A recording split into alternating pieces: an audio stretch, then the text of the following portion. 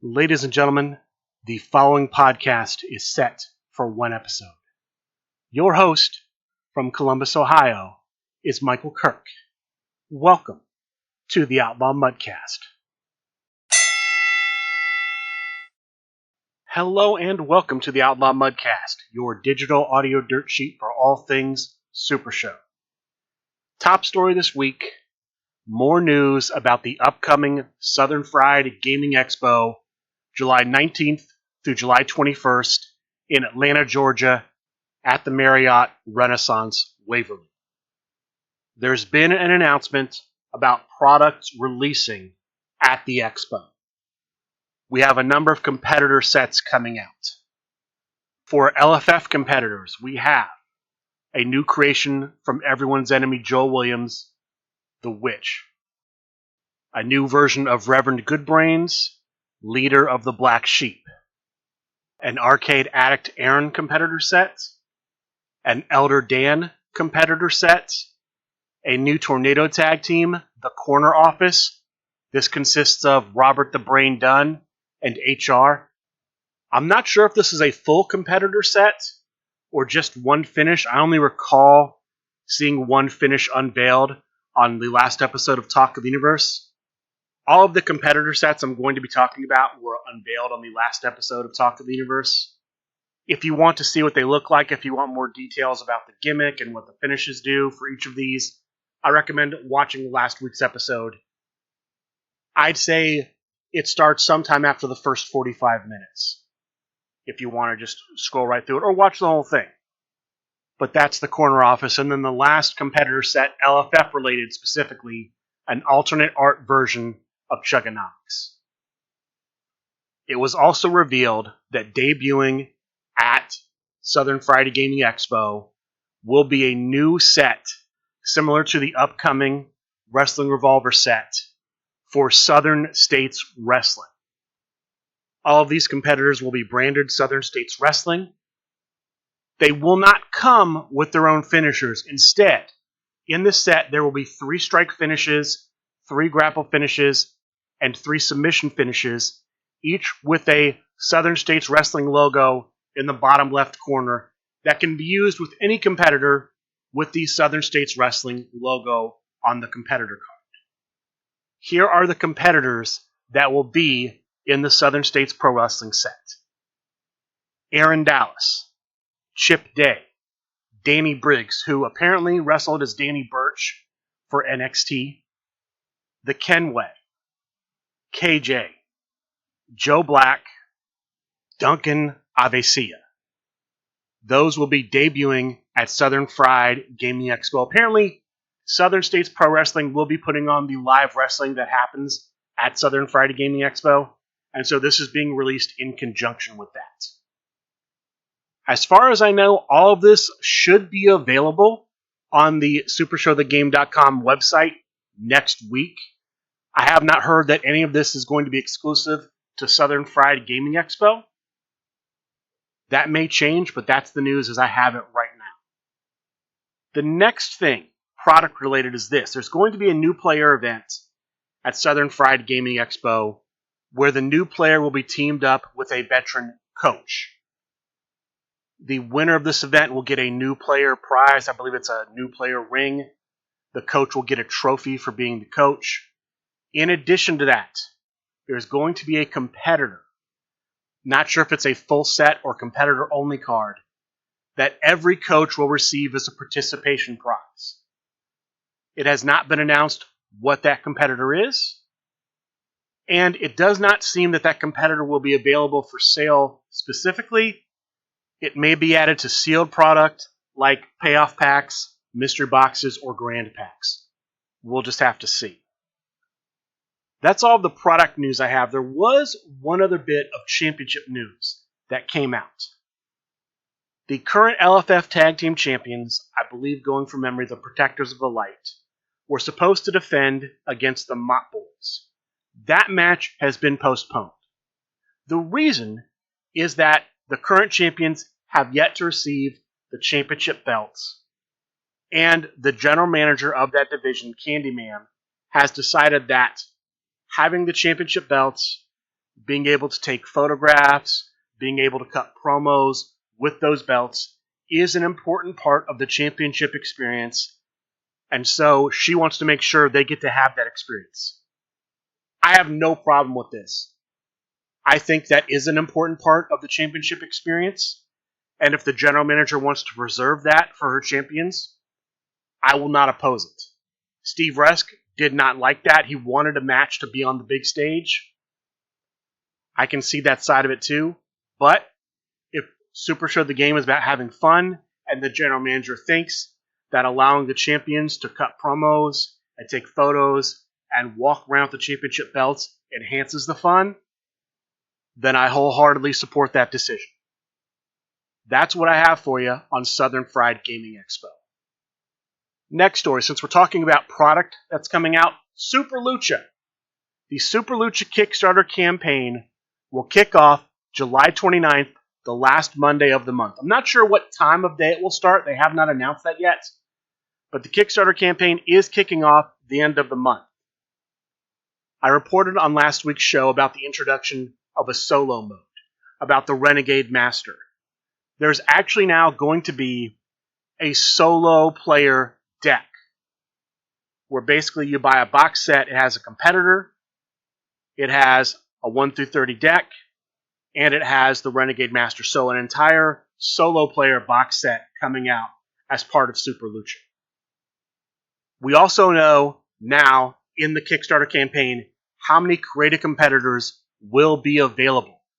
Per what Steve Resk said on the last episode of Talk of the Universe, there will be 15 creative competitor sets available in a pledge tier for people to create a competitor for Super Lucha when the campaign launches.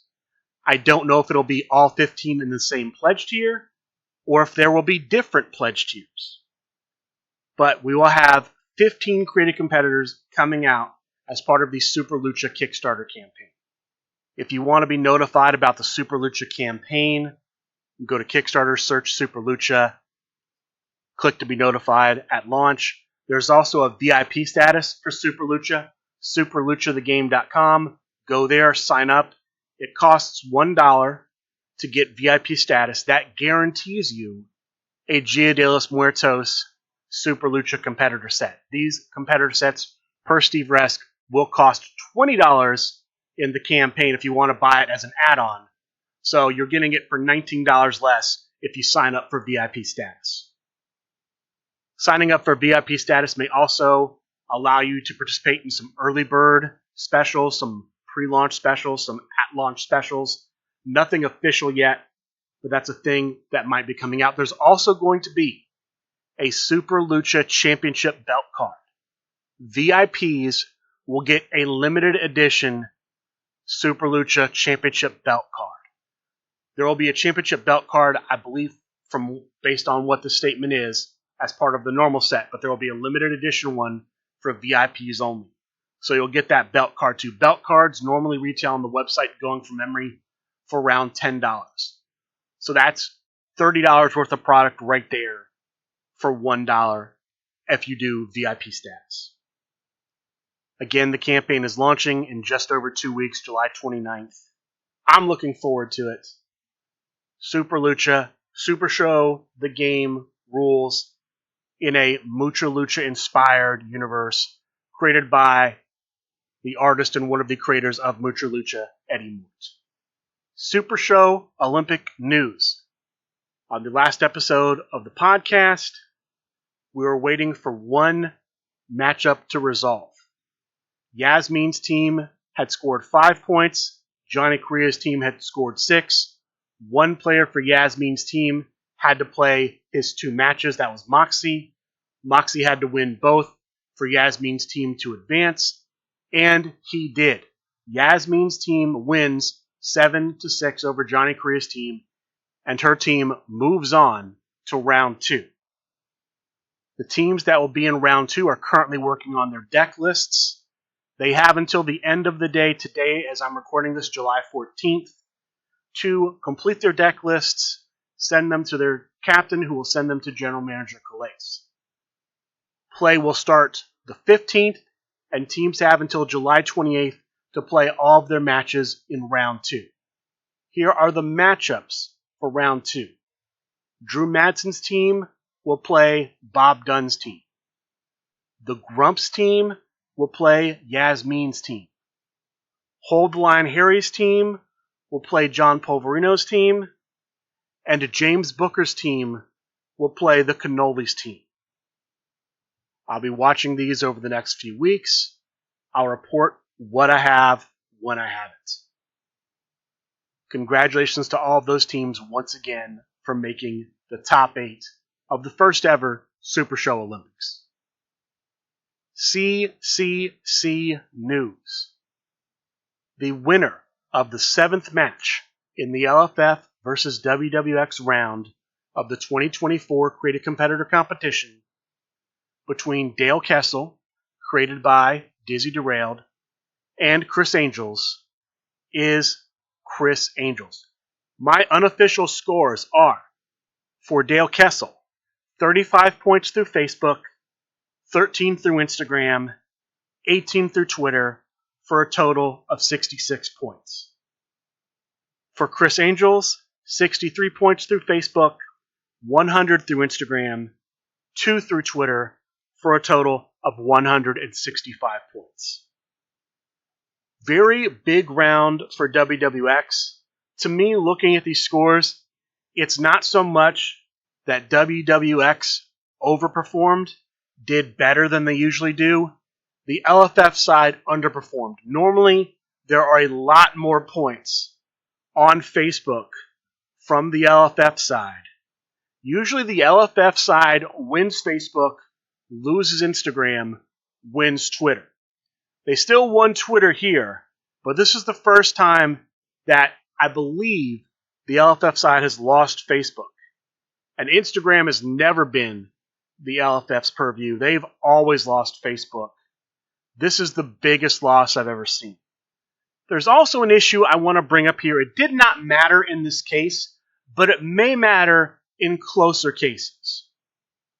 One of the things that is new for this year in the meme round, and I'm assuming it'll also be the same in the tag team round, if there's a tag team round. Hopefully there is no tag team round. But in past years, people could vote with their personal accounts and they could vote with their alt accounts. So, for example, if Steve Resk wanted to vote for Dale Kessel, Steve Resk could come in and go hashtag a father's love for Dale Kessel, and then he could post as the SRG boss and say hashtag for Dale Kessel, hashtag a father's love, and he would score 2 points for Dale Kessel. That is no longer allowed. One account per person. We can police that for the most part for the LFF voters because we know who people are. We know, for example, because this came up in the scoring on Facebook, there were some points from Taylor Schwab and there were some points from Le Penguin. I did not count the Le Penguin points because that's a duplicate. I don't know that we know the WWX voters well enough to police that. I was looking through the Instagram votes specifically for WWX, clicked on a few, and there are at least 3 people that I saw that voted with their main account and with an alt account. Again, that doesn't matter here, but the next matchup is going to be the Misfit versus a mystery WWX opponent. That could be a much closer match. Those types of things could matter a lot more. I do also think there's one vote I've seen on Facebook that may be voting with an alt account and then their own personal accounts. I don't 100% know that. And that's one of the interesting things. The more this contest becomes open up to other people, can you enforce the no alt account rule? With WWX voters, it's going to take research to see if somebody is voting with 2 different accounts. It's an issue because they've made that a rule that you can't vote with 2 different accounts. And so it seems to put the LFF competitors at an unfair advantage if they're restricted from using alt accounts and getting votes from alt accounts, but WWX competitors aren't because they're able to go under the radar. It's going to be an interesting thing to watch for. I don't know if this will matter at all. So far, it hasn't mattered at all in this contest. But it might. It might at some point. And some of these matches that were close, for example, JAC versus Joey Sins. I did not look when I was doing the count for JAC versus Joey Sins to see if there were a bunch of WWX accounts that were voting with alts. Now that I kind of know who some of the alts are, maybe some points fall off, and it's not as close as it originally was. Now, that's me. Steve may know. Steve Resk, who's doing these counts, may know who these alts are and may be taking that into account. I don't know. But it's going to be something that'll be interesting to watch, especially in close matches. And again, the format going forward, this may not matter at all. But it may matter. So it's something to watch for. But that's the CCC. Congratulations to Chris Angels for being the third WWX guy to make the top 9 at this point. We'll have to see if it's going to stay a top 9 or if there will be wild cards. We still have one match to go. If they stay true to the pattern of announcing, we'll find out what the next matchup is on July 17th, next Wednesday. That's the CCC news. One quick correction before I move on. I said that WWX voters being able to use alternate accounts and LFF voters not being able to use alternate accounts puts the LFF at an unfair advantage. I meant to say unfair disadvantage. With that being said, the next story, tag team news.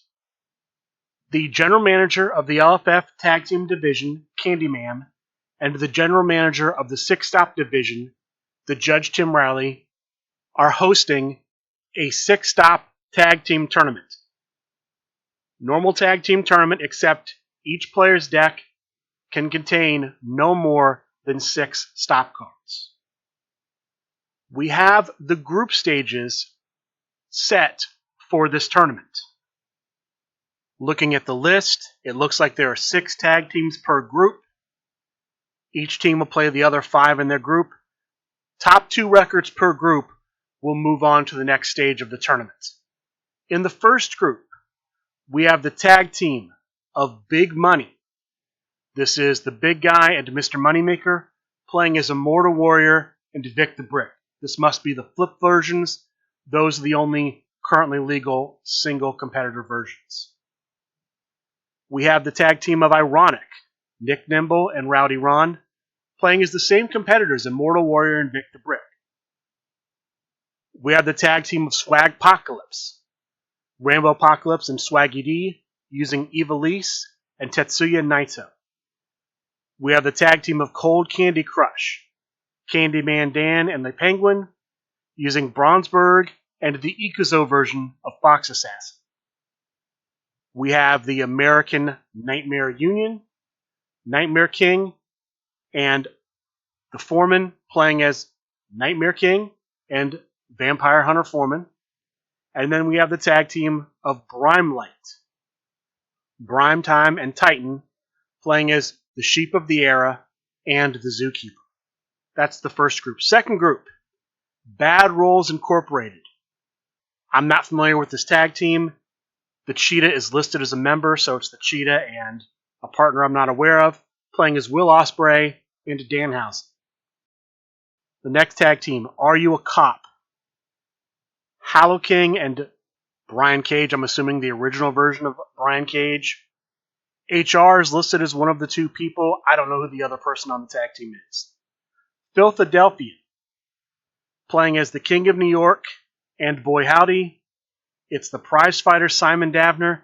And I think it's the Star Maker Everett Stevens. I apologize to Philadelphia if I have the second partner wrong. I should know that, and for some reason it's just slipping my mind, but I think that's who it is. Next we have the Union of Ice and Fire, they're going to be playing as the Flame Fighter and ELF. The Flame Fighter is playing on that team, presumably as himself. I don't know who his tag team partner is. The Tartan Misfits, playing as New Jack and Fast Hands Cam. This is the team of the Misfit and the Tartan Terror.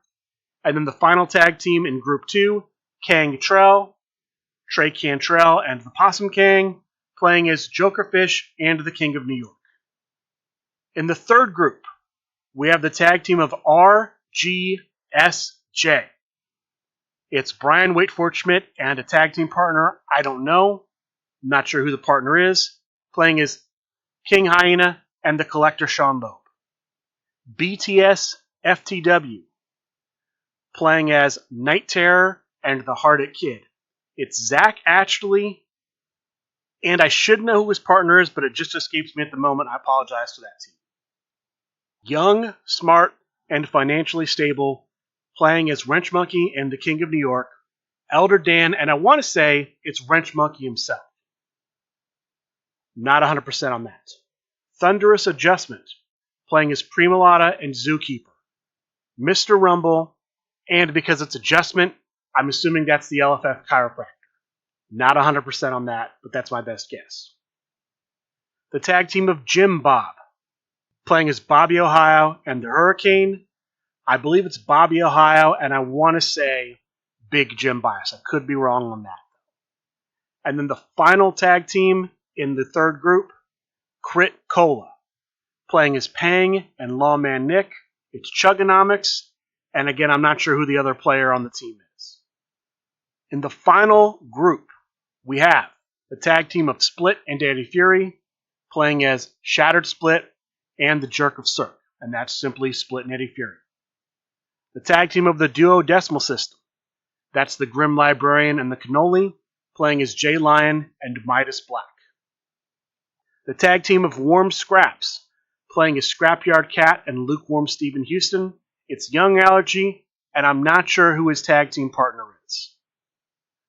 We have the Transatlantic Express, that's Hold the Line Here and Practice Site, playing as Luna Hallows and Mila Mai. We have the tag team of Insert Name Here. That's the tag team of the Italian Mambata and Google Docs Dan, playing as King of New York and Kid Thunder. And then the final tag team in the fourth group, the LFF's Most Dangerous Alliance, Chris Payton, Sean Loeb, playing here as the Abominable Big Shot and Bronzeberg. There is diversity, but I believe the diversity is only going to matter in the first group. That's the only group that has two teams playing the exact two same competitors.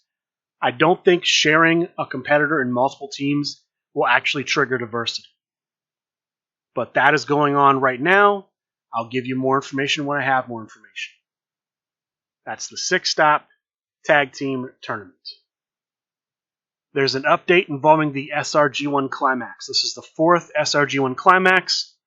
The winner of this will get a shot at the Global Championship. The sign-up period, the sign-up deadline, and the deck list deadline. Both of those deadlines have been extended. The deadline is now Thursday, July 18th. Players have until Thursday, July 18th to sign up. You can sign up on supershowthegame.com under online events. Play will start the next day, Friday, July 19th. Tea Time, which is an online league hosted by, I believe is going by T, formerly Safety, has announced that they will be holding a free Create a Card event August 31st. That's the last Saturday in August. It's an online tournament. The only condition is you have to be 18 or older to enter the event. And that is going to do it for the news this week outside of the online tournaments and featured matches. So let's go through those. I'll start Monday with Monday Night Fights. This was a Triad Division event. They had 11 players. They did group stages, one group of 6, one group of 5. Top 3 records per group advanced into the top cut. I'm not quite sure what the structure was in the top cut. My best guess would be, because they did announce that the finals would be a Triad finals, the first round of the top cut was 3 singles matches. The winners faced off in a Triad match. Here's what I can tell you. In third place Monday night, playing as the Phoenix EV Fresh, was the prize fighter Simon Davner. In second place, playing as the Big Shot, was Simple Chuck. And the winner, playing as Mimic, the TVA Commissioner, Drew Madsen. Congratulations to Drew Madsen for winning Monday Night Fights. Wednesday, we have a couple of things Wednesday. First, we have the first ever episode of the new show from Big Picture Premium, Ignite. It opens with a statement from the Misfit. It has one match on it. We have Candyman playing as Snake Pit versus James Booker playing as the Stone. There's been quite a bit of tension between these two because Candyman was under the impression that James Booker was going to draft her first. He did not. He drafted Steve Resk. And so they've been going back and forth at it for a while. They square off. And at crowd meter 0, Candyman, going from memory, I believe, hits the snake bite, rolls an 8, and James Booker cannot break out of an 8. Candyman wins the match. Congratulations to Candyman. I don't know if this will squash the beef or if it'll continue, but congratulations to her. We also saw on Ignite a statement from the LFF chiropractor and a statement from Reverend Goodbrains, who is going to be the challenger in Hollywood Heat, the next Big Picture Premium pay-per-view for the Hollywood Heavyweight Championship. Reverend Goodbrains, in the middle of his statement, gets jumped. Not sure by who, but as a result, the next pay-per-view for Big Picture Premium Hollywood Heat has been postponed. It will now air July 29th, the last Monday in July, the same day that the Super Lucha Kickstarter campaign goes live. The other thing that happened Wednesday night was a defense of the Deep Six Championship. This is the championship for the six-stop division. The challenger, Sherry Von Danish, playing as herself. The champion, Dizzy Derailed, playing as Mambata. In a main event stipulation match that went around 30 minutes or so. It goes all the way to crowd meter 2. The winner at crowd meter 2, still champion, Dizzy Derailed. Congratulations to Dizzy Derailed for retaining the Deep Six Championship. Thursday, we have Chibi's Thursday Night Fights. This was an Underworld Division event. I did not mention earlier that the Monday Night Fights was a Triad Division event. It was. Thursday was an Underworld Division event. Same number of players, same group stages. 11 players, one group of 6, one group of 5. Top 2 records here advance to the top cut. So instead of cutting to 6, they cut to 4. The matches in the semifinal round were New York Rules matches. The finals was a Ring of Fire match. Your semifinalists Thursday were the Meeple playing as the Meeple's champion and Drew Madsen playing as Split. I'm assuming that's the original Split. It does not specify. The finalists were the SRG BOSS playing as the not yet released Super Lucha version of El Super Hombre, and Alec Ventresca playing as Will Ospreay, with the winner, Alec Ventresca. Congratulations to Alec Ventresca for winning Chibi's Thursday Night Fights. Saturday, I have one locals report. The Louisville Playgroup, playing out of Miso's Game Room and Collectibles, requested that I report on their locals, so here it is. Miso's Weekly Beatdown. 8 players, round-robin tournament, so everyone played everyone else. Top 4 by records were, in 4th place, playing as the original version of EC3, the Hallow King. In 3rd place, playing as Dr. Jake Hill, Moxie. In 2nd place, playing as the Hypnotist, Hans Mesmer, Brian Johnston, and the winner, playing as Dastardly Dick Thunderlips, Harvey Luster. Congratulations to Harvey Luster for winning locals on Saturday. Sunday, we had one featured match. Sunday afternoon, the 3rd match in Kempo Kenny's Birdcage series. Here were the players in this Birdcage match. I'm going to give them in the order they entered the match. The first player in, Sean Loeb, playing as Swoggle. The second player in, a substitution, Kempo Kenny, playing as Zack Sabre Jr. I assume it's the original. I could be wrong there. The third player in, the prize fighter Simon Dabner, playing as the Tartan Terror. Fourth player in, the Nightmare King, playing as Raven. The fifth player in, Split, playing as Liger. The sixth player in, the Foreman, playing as Vampire Hunter Foreman. And what's being called a Wild Horse competitor, Chris Pate, comes in seventh, playing as the Phenomenal One. The competitors are eliminated in the following order. The first man out, the Nightmare King, followed by Kempo Kenny. Simon Dabner is eliminated third. Split is the fourth person eliminated. And then Foreman is eliminated at 5. So the last two people in, the first person in, the last person in, both members of Dangerous Alliance. And the winner between the two, the All Dangerous Alliance finals, so to speak, Chris Pate. Congratulations to Chris Pate for winning the third match. He joins Eddie Fury and Chugonomics in the final match of the series when that happens, I believe, in 4 weeks from now. There were some announcements Sunday afternoon as well. We had a third match announced for the Big Picture Premium pay-per-view at the end of the month, the last Monday of the month. The LFF Chiropractor versus Mr. Rumble. He joins, of course, the Hollywood Misfit defending the Hollywood Heavyweight Championship against Reverend Goodbrains, and El Hombre Cybernetico defending the AC Online Championship against Simple Chuck. It's also announced by the general manager of the Triad division, the Cannoli, that the LFF Triad champion, Trey Cantrell, will defend his championship against two mystery opponents at Southern Friday Gaming Expo. While he won't know who the opponents are, everyone will know the competitors being used in the match. So there will be no surprises there, just the players themselves. This brings us to Sunday Night Fights. 2 matches on the match card. The first match is for a potential shot at the LFF Trios Championship. We have the Cheetah playing as the Mew World Order, taking on Zach Ashley playing as the Think Tank. This is a very short match, 3 turns. On the last turn, the Cheetah plays Cat Scratch. It's a follow-up submission, but because of his gimmick, it's also a finish. Zach Ashley plays Sweeping Slam. It stops a finish submission. If the finish submission does not have a competitor logo or skill requirement on it, it's also a finish, and it raises the crowd meter to crowd meter 1. After hitting this card, Zach Ashley rolls for the finish. He rolls his printed 30. The crowd meter makes it a 31.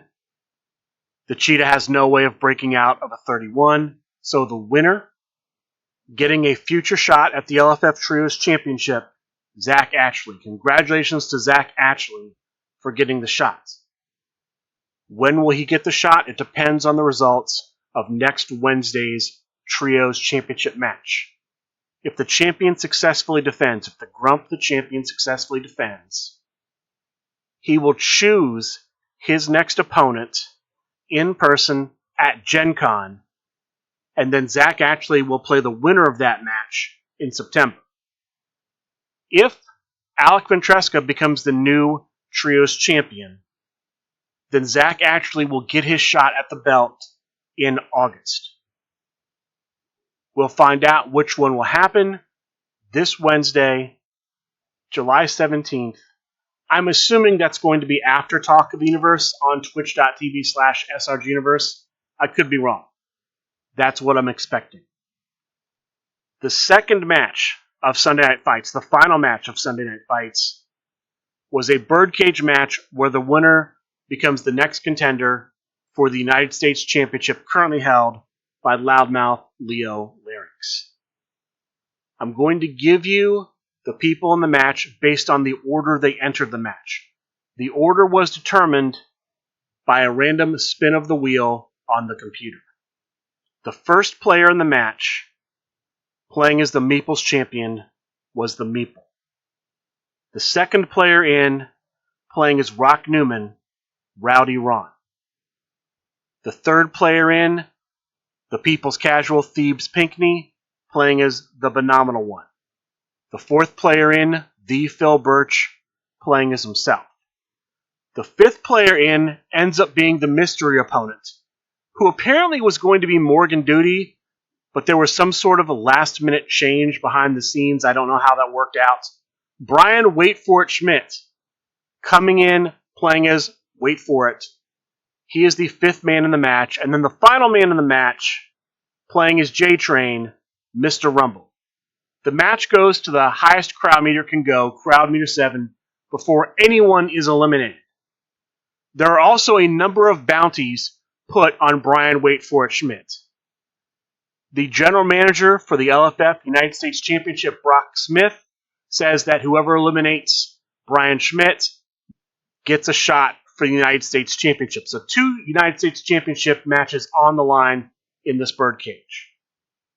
Piglet announces that whoever eliminates Brian Wait For It Schmidt will get a shot at the AC Online Championship.